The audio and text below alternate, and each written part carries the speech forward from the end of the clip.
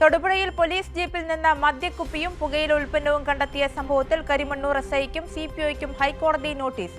വാഹനം തടഞ്ഞുവെന്നാരോപിച്ച കേസിൽ പ്രതി ചേർക്കപ്പെട്ട നാട്ടുകാർ നൽകിയ ഹർജിയിലാണ് നോട്ടീസ് അയച്ചത്. കേസിൽ ഡിജിപിയോട് വിശദമായ അന്വേഷണത്തിനും ഉത്തരവിട്ടു. അഖിൽ TS ഇടുക്കിയിൽ നിന്ന് വിവരങ്ങളുമായി ചേരുന്നുണ്ട്. അഖിൽ, എന്തായാലും നാട്ടുകാർ നൽകിയ ഹർജിയിലാണ് ഈ കോടതി നോട്ടീസ് അയച്ചിരിക്കുന്നത്. വിശദമായ ഒരു റിപ്പോർട്ട് നൽകാൻ DGPയോടും ഉത്തരവിട്ടിട്ടുണ്ടല്ലേ?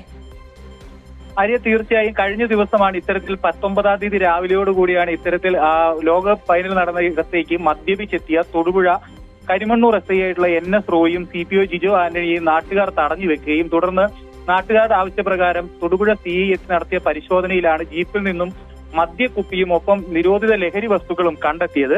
ഇതേ തുടർന്ന് ഇത് കണ്ടെത്തിയ നേതൃത്വം നൽകിയ നാട്ടുകാരെ കണ്ടാൽ അറിയാവുന്ന 200 പേർക്കെതിരെയാണ് ഇതിൽ തുടർന്ന് കേസെടുത്തത്. ഇപ്പോൾ ഈ കേസിൽ പ്രതി ചേർക്കപ്പെട്ട ആളുകളാണ് ഹൈക്കോടതി ഈ വിഷയവുമായി ബന്ധപ്പെട്ട് ഹൈക്കോടതിയെ സമീപിച്ചത്. ഹൈക്കോടതിയെ സമീപിച്ചുകൊണ്ട് അവർ ഉന്നയിച്ച പ്രധാനപ്പെട്ട ആവശ്യം ഹർജിയിലൂടെ ഉന്നയിച്ചപ്പെട്ട പ്രധാനപ്പെട്ട ആവശ്യം എന്ന് പറയുന്നത് IG ലെവലിലുള്ള ഒരു ഉദ്യോഗസ്ഥന്റെ നേതൃത്വത്തിൽ വിഷയം കേസ് സമഗ്രമായി അന്വേഷിക്കണം എന്നുള്ള ആവശ്യമായിരുന്നു ഹർജിയിലൂടെ അവർ മുന്നോട്ട് വെച്ചത്.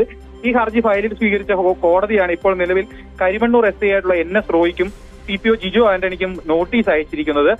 കേസിൽ DGPയോട് വിശദമായ അന്വേഷണത്തിന് ഉത്തരവിടുകയും അന്വേഷണ റിപ്പോർട്ട് ഹൈക്കോടതിയിൽ സമർപ്പിക്കണമെന്ന് ആവശ്യപ്പെടുകയും ചെയ്തിട്ടുണ്ട്. എന്തായാലും ഇത്രയും ദിവസം പിന്നിട്ടിട്ടും 19-ാം തീയതി നൽകിയ രക്തസാമ്പിൾ പരിശോധനാ ഫലം നിലവിൽ ഇതുവരെയും പുറത്തു വന്നിട്ടില്ല എന്നാണ് പോലീസ് പറയുന്നത്. അത്തരത്തിൽ കേസിനെ അട്ടിമറിക്കാനുള്ള വ്യാപകമായ ശ്രമങ്ങൾ നടക്കുന്നതിനിടയിലാണ് ഇത്തരത്തിൽ ഹൈക്കോടതിയുടെ ഒരു ഇടപെടൽ ഉണ്ടായിരിക്കുന്നത്. എന്തായാലും ഈ ഹൈക്കോടതിയുടെ ഇടപെടലിലൂടെ ഇവർ മദ്യപിച്ചിരുന്നോ ഇല്ലയോ എന്നുള്ള കാര്യങ്ങളെ ശരിയായ വിവരം പുറത്തു വരുമെന്നാണ് പ്രതീക്ഷിക്കപ്പെടുന്നത്. ആര്യ, ശരി, അഖിൽ TS ആണ് വിവരങ്ങൾ നൽകിയത്.